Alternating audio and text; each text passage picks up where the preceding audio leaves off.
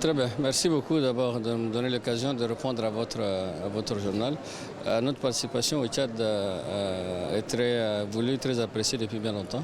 Nous avons été, comme beaucoup de pays membres qui ont été invités à ce grand forum, qui est le sommet mondial de gouvernement, pour débattre des questions que le monde a en commun. À savoir des problèmes sociaux, des problèmes au niveau de l'énergie, des problèmes au niveau de l'environnement, de la lutte contre le changement climatique et encore plus récemment les problèmes qu'on a concernant la Covid-19, cette pandémie également qui touche le monde.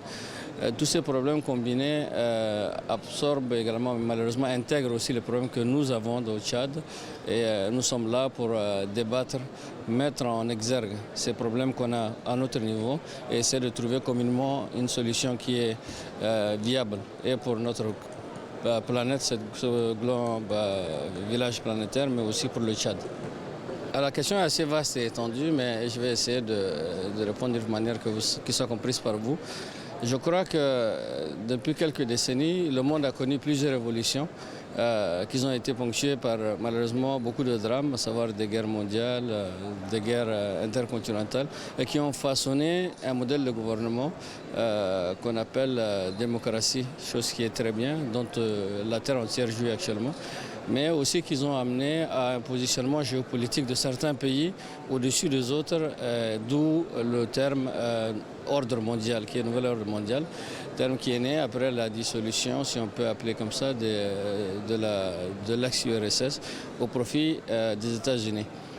Un modèle de gouvernance qui a marché pendant peut-être ces 30 ans, marché pour certains pays, très mauvaisement pour d'autres pays, parce que déphasé avec nos réalités, déphasé avec des principes, déphasé avec nos économies. Raison pour laquelle aujourd'hui, je pense que cette rencontre va mettre en exergue ces problèmes-là et essayer de trouver une solution au futur gouvernement, comme vous le dites. Je crois que le futur gouvernement doit être beaucoup plus inclusif et en ayant en même temps cette souveraineté qui lui doit être propre. Au-delà de voir d'abord une inclusion mondiale, elle doit d'abord être nationale, régionale, chose que beaucoup de régions et de pays n'ont pas intégrée. C'est bien dommage. Mais nous avons un très bel exemple, à savoir les pays du Golfe.